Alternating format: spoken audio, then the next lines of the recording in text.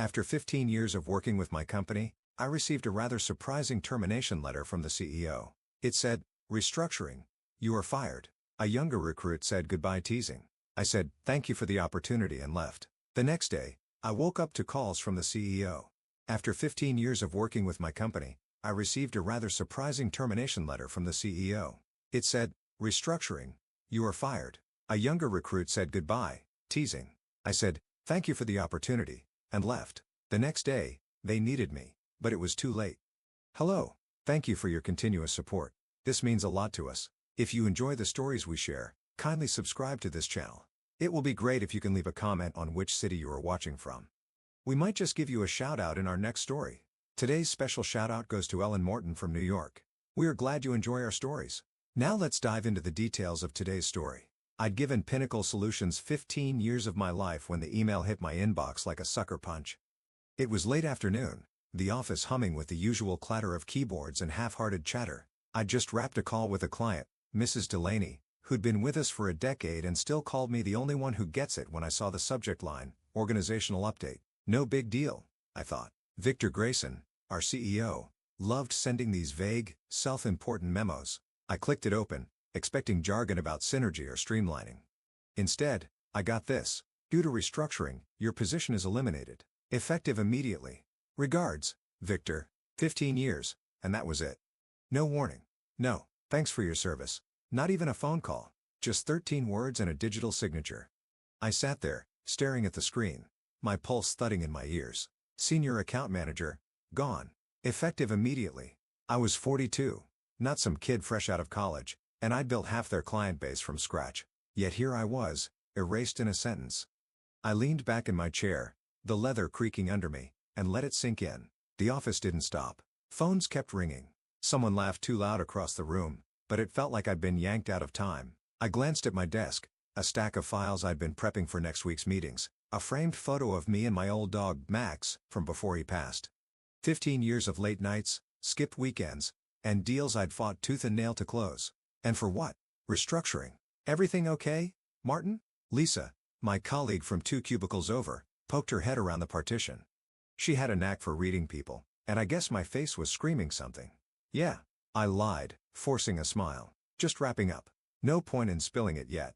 I'd tell her later, maybe, if I didn't choke on the humiliation first. I started packing. Not much to take. Just the photo, a few pens, a notebook I'd scribbled client quirks in over the years. Mrs. Delaney likes 2 sugars in her coffee. Mr. Patel hates small talk. Little things that kept them loyal. As I slid the notebook into my bag, Jake swaggered over. He was the new kid, barely 25, all gelled hair and cheap bravado. Victor had hired him a month ago, part of his fresh blood kick. "Goodbye, old-timer," he said, smirking like he'd want something. Time for the young guns to take over. I looked up at him, his grin wide and careless, and felt a flicker of heat in my chest. I could have snapped back, told him I'd closed more deals in a year than he'd manage in a decade. But what was the point? He'd learned soon enough. Instead, I zipped my bag, stood, and said, "Thank you all for the opportunity." Calm, steady, like I was leaving a meeting, not my career. Jake blinked, thrown off by the lack of a fight, but I was already walking. Past Lisa, who shot me a worried look I didn't return. Past the break room, where I'd spent 1,000 lunch hours. Out the glass doors into the elevator, my reflection staring back at me. Graying temples, tired eyes, but a jaw still set hard. I wasn't done. Not yet. At home, I dropped my bag on the kitchen counter and poured a glass of water. The apartment was quiet, too quiet, and my mind wouldn't stop racing. I pulled up the email again on my phone, rereading those 13 words until they blurred. Victor hadn't even bothered with a severance mention. Just effective immediately, like I was a line item to scratch off. I thought about the early days back when Pinnacle was a scrappy startup, when I'd stayed late to pitch clients Victor couldn't charm. I trusted him, believed in the "we're a family" line he used to throw around. What a joke. I opened my laptop, the screen glowing in the dim room, and pulled up my resume. It was outdated, last tweaked 5 years ago, but the bones were solid. 15 years of results. Clients who'd stuck with me through mergers, recessions, Victor's ego trips. I started typing, updating titles, adding numbers. $5 million in revenue last year alone. My phone bust, Victor's name flashed on the caller ID. I let it ring out. He'd left no voicemail, and I wasn't in the mood to hear his voice. I fired off the resume to 3 contacts, A headhunter I'd met at a conference, a rival firm's VP who'd once tried to poach me, and an old client who'd hinted at freelance work if I ever left. Then I leaned back, glass in hand, and let the day settle over me. Fired at 42. No warning. A kid mocking me on my way out. It stung, God. It stung. But I wasn't broken. I built something at Pinnacle, something bigger than Victor realized, and I built again. The phone buzzed again. Victor, round 2. I silenced it and stared at the ceiling. Tomorrow, I'd figure out the next step. Tonight, I just needed to breathe. But as I sat there, a question gnawed at me. What happens when the guy who fires you figures out he's the one who's screwed? I woke up to 7 missed calls from Victor. 7. The first came at 8:03 a.m., the last at 10:42, and my phone screen lit up like a scoreboard of his panic. I didn't listen to the voicemails, not yet. I'd been fired less than 24 hours ago, and whatever he wanted could wait. I shuffled to the kitchen, brewed a pot of coffee, and sat at the counter with my laptop.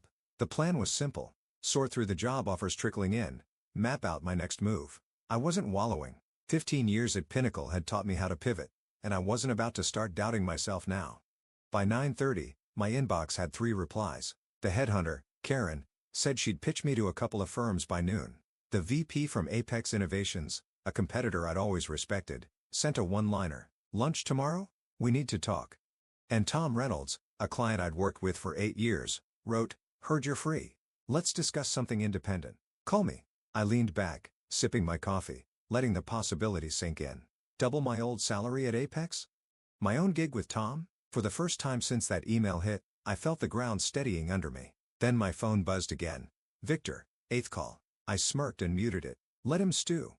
I'd given him 15 years of loyalty, and he'd given me 13 words and a kick out the door. If he thought I'd jump when he snapped his fingers, he'd forgotten who I was. I opened a spreadsheet instead, jotting down pros and cons of each offer. Apex meant stability. A team. A corner office maybe. Tom's idea was riskier freelance. No safety net, but total control. I was halfway through when the phone lit up with a text. Martin, call me. Urgent. Victor again. I ignored it and kept typing.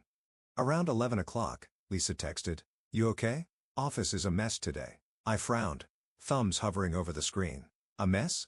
I'd figured Pinnacle would feel my absence. Someone had to pick up my accounts, but mess sounded bigger. What's going on? I shot back. Her reply came fast. Clients bailing. Like, a lot. All asking for you. I stared at the words, my coffee going cold in my hand. Clients bailing. Asking for me. A slow grin crept across my face. I hadn't expected this.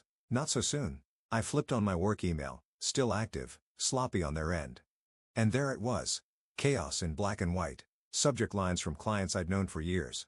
Contract termination notice. Requesting confirmation of your status. Moving our business elsewhere.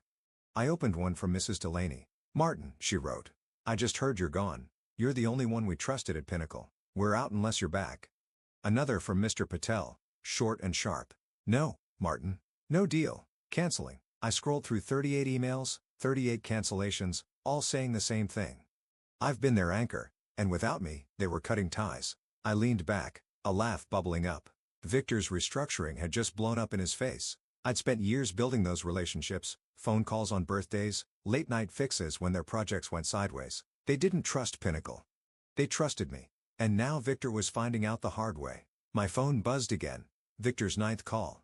This time, he left a voicemail. I played it, curiosity getting the better of me.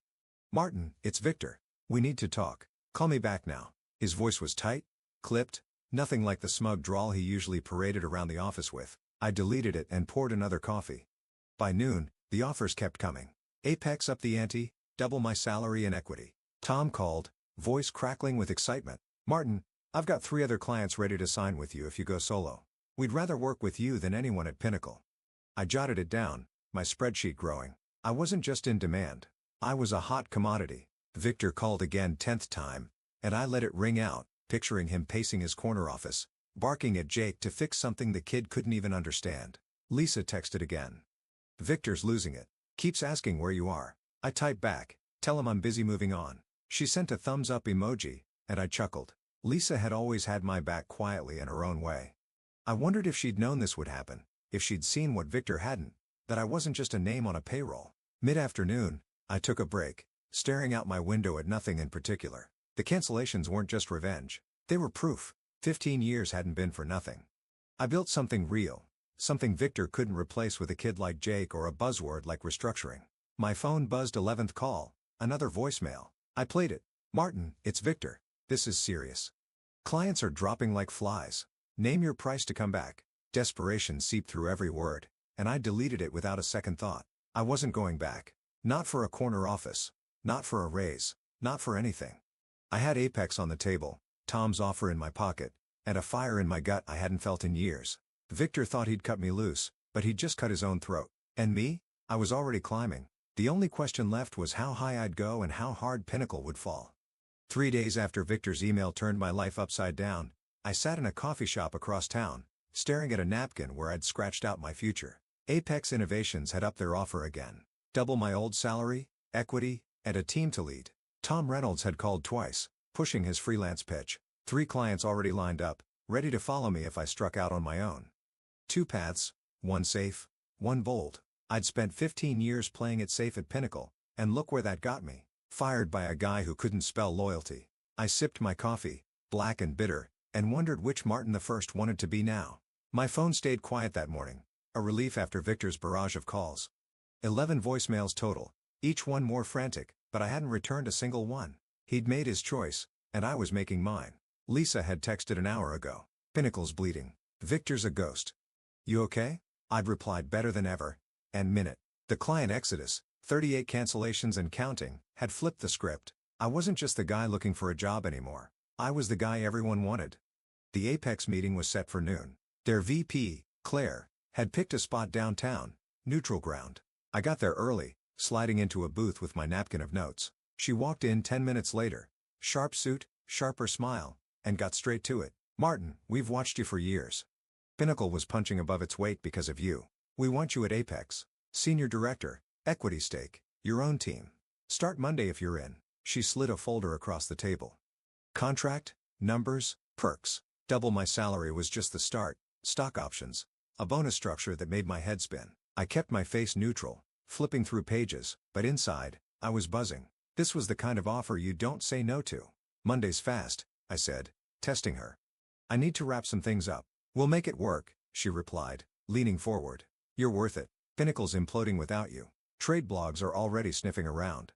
We'd rather have you building with us than picking up their pieces. I nodded, letting her words settle. She was right about Pinnacle. Lisa's updates painted a grim picture. Empty desks, canceled meetings, Victor dodging the board. I'd built their client trust brick by brick, and now they were finding out it didn't transfer to Jake or anyone else. Claire's offer was a lifeline, a rocket boost. But as I folded the contract into my bag, Tom's voice echoed in my head. Go solo, Martin. We'll back you. Freedom versus structure. I told Claire I'd think it over and left my mind a tug of war. That night, I hit an industry mixer, half networking, half curiosity. I'd thrown on a new suit, one I'd bought after the firing, and walked in feeling like a man with options. Heads turned, whispers followed.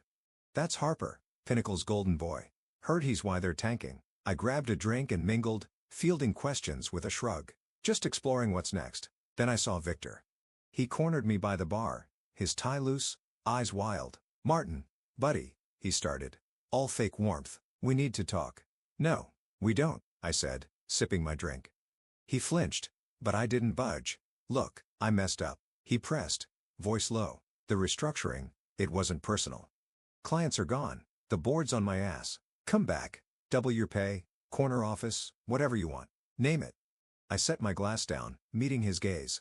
15 years of his bluster flashed through me. Missed raises, broken promises, that email. You didn't just fire me, Victor, I said, slow and clear. You fired trust. My clients knew that. You didn't. I'm not your fix. His jaw tightened, a vein pulsing in his neck. You're making a mistake. You think Apex or whoever's chasing you cares like we do. They don't have to care, I shot back. They just have to value me. You never did. I walked away, leaving him there, a man drowning in his own mess. People watched, heads swiveling.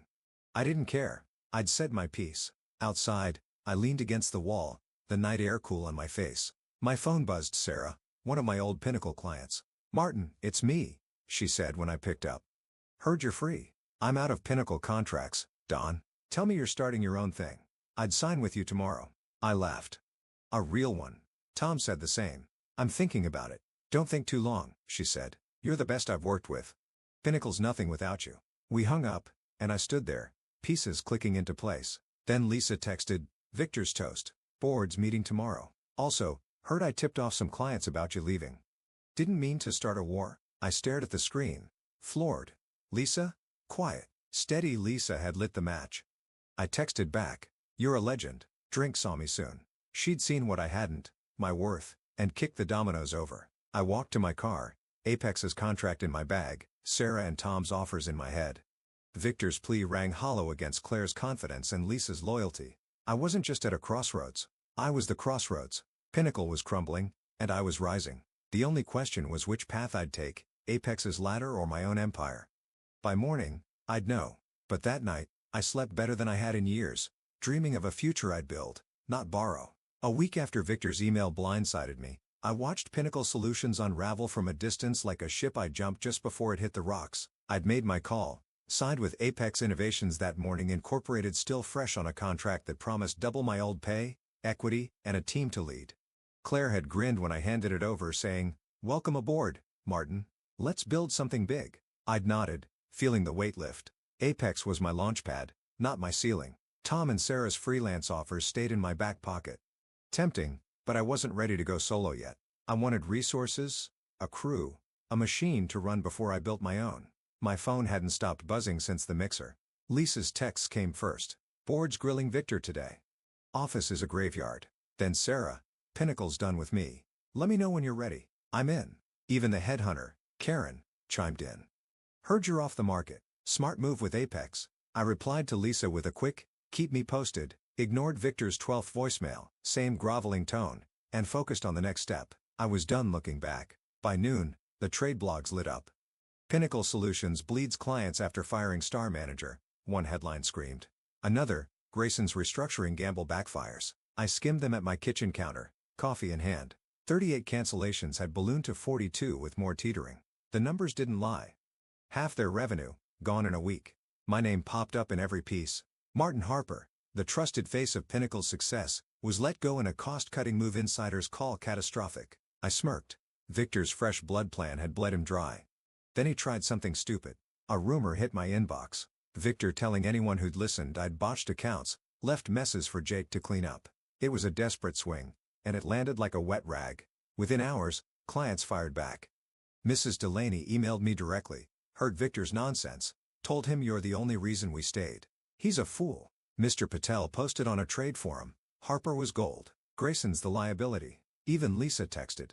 Victor's spinning lies. Nobody's buying it. Clients are pissed. I didn't respond to the noise. I didn't have to. The truth was louder than his bluff. Jake bailed that afternoon. Lisa called me, voice crackling with amusement. Kid walked out at lunch, said the phones wouldn't stop. Clients yelling, asking for you. He looked like he'd seen a ghost. I laughed, picturing his gelled hair and smug grin crumbling under pressure. He thought he'd replace me. I said, poor bastard didn't know what he was replacing. Victor's next, she replied. Board's done with him. You should see this place. Half the desks are empty. I thanked her, promised that drink, and hung up. Jake's exit was a footnote. Victor's was the main event. I started at Apex the next day, walking into a sleek office that hummed with purpose. Claire introduced me to my team. 5 sharp account managers, eager to move. You're the guy from Pinnacle, right? One asked. Heard you sank them single-handed. I shrugged. They sank themselves. I just stopped holding them up. They laughed, and we got to work. My first call was a new client Claire had teed up, a $2 million deal I closed by lunch. It felt good, clean, like I'd shed 15 years of Victor's baggage in a single handshake. Pinnacle's collapse kept rolling. Lisa texted midweek. Victor's out. Board fired him this morning. Rumor is he's selling his car to cover debts. I didn't gloat. Not out loud, but I felt the justice of it. He'd built nothing, just written my work until he thought he didn't need me. Now he was scrambling, and I was climbing. The blogs updated. Pinnacle Solutions faces layoffs, potential sale. 42 clients down to a handful, a shell of what I'd helped make it. I'd warned him at the mixer. He'd fired trust. He hadn't listened. My old colleagues rallied too. A LinkedIn post from Mrs. Delaney went viral in our circles. Martin Harper is the gold standard. Pinnacle lost him, and we lost Pinnacle. Comments piled up. Clients, peers, even a rival exec I'd sparred with years ago. Harper's the real deal. Grayson's a cautionary tale. I didn't post a thing. Didn't need to. They were doing it for me. By Friday, I settled into Apex, my desk stacked with files, my team buzzing around me. I wasn't just a hired gun here. I was a mentor, a closer, a name. Claire stopped by, leaning in my doorway. You're already making waves. Good choice coming here. I nodded. Good choice picking me. She grinned and left me to it. That night, I sat on my couch, phone quiet for once. Victor's lies had flopped. Jake was gone. Pinnacle was a ghost town. I'd landed on my feet. Better. I'd landed higher. Apex was my proving ground, and I was ready to run it my way. But as I kicked back, one thought lingered. This wasn't the end. It was a beginning, and whatever I built next, it'd be mine, trust, and all. A month after Victor's email ripped my old life apart, I stood in my new office at Apex Innovations looking out a window that framed a city I was ready to conquer. The desk behind me was cluttered, files, a coffee mug, a photo of Max I brought from Pinnacle, but it felt right. I'd been at Apex 3 weeks, and already I'd closed deals worth $4 million, trained a team that hung on my every word, and earned a nod from Claire that said more than any paycheck. Pinnacle was a memory, a lesson, a ghost. I'd moved on, and I'd moved up. The first week had been a blur, learning names, shaking hands, diving into accounts. My team, 5 account managers, all hungry, watched me like I was some legend. "You're the guy who tanked Pinnacle," once said, half joking. I grinned. They tanked themselves. I just walked away. They've left, but they got it. I wasn't there to gloat. I was there to work, and work I did. My first big win came fast. A $2 million contract with the tech firm Claire had been chasing for months. I'd sealed it over lunch, leaning on the same trust I built with Pinnacle's clients. Difference was Apex valued it. Lisa kept me posted on the wreckage I'd left behind. "Pinnacle's laying off half the staff," she texted one morning. "Victor's gone quiet. Heard he's consulting now, barely scraping by." I didn't reply right away. Part of me wanted to feel bad for him, 15 together after all, but he'd made his bed. The board had fired him a week after the mixer, and the blogs had feasted. Grayson's Folly, how one firing sank a firm. Last count, they'd lost 45 clients. What was left limped along, a shadow I didn't recognize. Jake hadn't resurfaced, probably licking his wounds somewhere. His young gun swagger shot to hell. My phone rang mid-week, pulling me from a meeting prep. It was Sarah, my old Pinnacle client, her voice bright. "Martin, just checking in. I'm officially done with them. Contracts toast. Tell me you're thriving." "Thriving's the word," I said, leaning back in my chair.